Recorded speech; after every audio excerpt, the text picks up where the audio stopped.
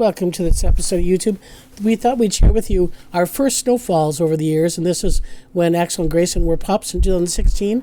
It was November 19th was the first snowfall, snowing an inch an hour.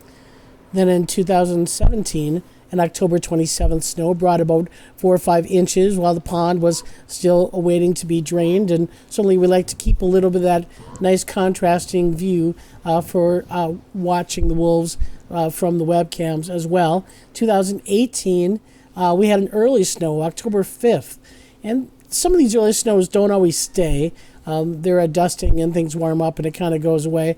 But that first snowfall in 2019 on November 4th was opening of deer season, and it did stayed for the whole winter. So that was kind of a long winter in 2019. We know from a lot of research that is done on white-tailed deer populations that depths of snow can be problematic. We know wolves have oversized foot per leg ratio. They're designed really to be able to navigate in deep snow, and it makes deep snow years easier for wolves, harder for deer. So these kind of trends that we're watching in a wild environment as far as wolf deer populations.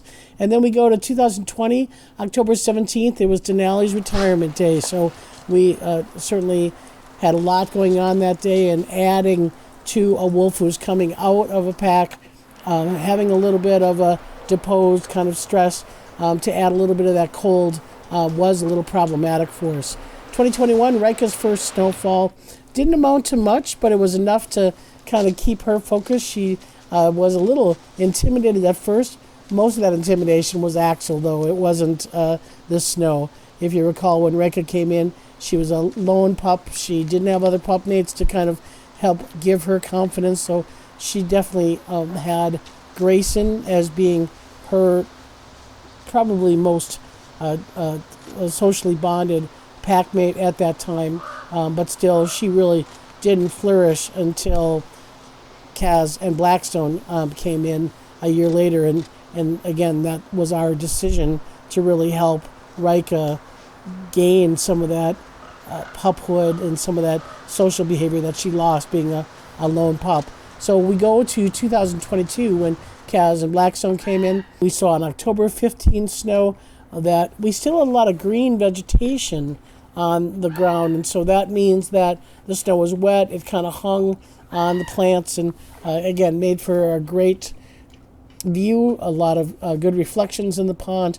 And we will be draining the pond now that we've kind of gotten through some of that warmer weather. We had to put water back in our pond because the wolves got too warm in that 50-degree weather, but looks like we're going to now kind of hang around 30 degrees for daytime high and below freezing for nighttime temperatures. So it wasn't a year ago that Blackstone and Kaz did not have the physical ability or confidence to hop rocks. And now when you're watching them, they're jumping all over the place, especially Blackstone, oftentimes pruning tree branches that are 6 feet up in the air with a single jump. So it's just amazing, the perspective of time, and I thought I would kind of share that with you. And as I was putting this together, we really haven't had any indication of snow yet today, so I was thinking that I was going to put together some fall pictures for you, some beautiful pictures that Abby Keller had taken in the recent wolf photography weekend.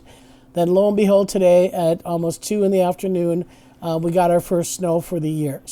Again, this is the start of the fall, winter of 2023, 2024, where I always mark it by when we have a snowfall that stays on the ground is typically our marking point. So a lot of these first snows, again, were residual and melted after a few days. So we'll see if that continues to happen.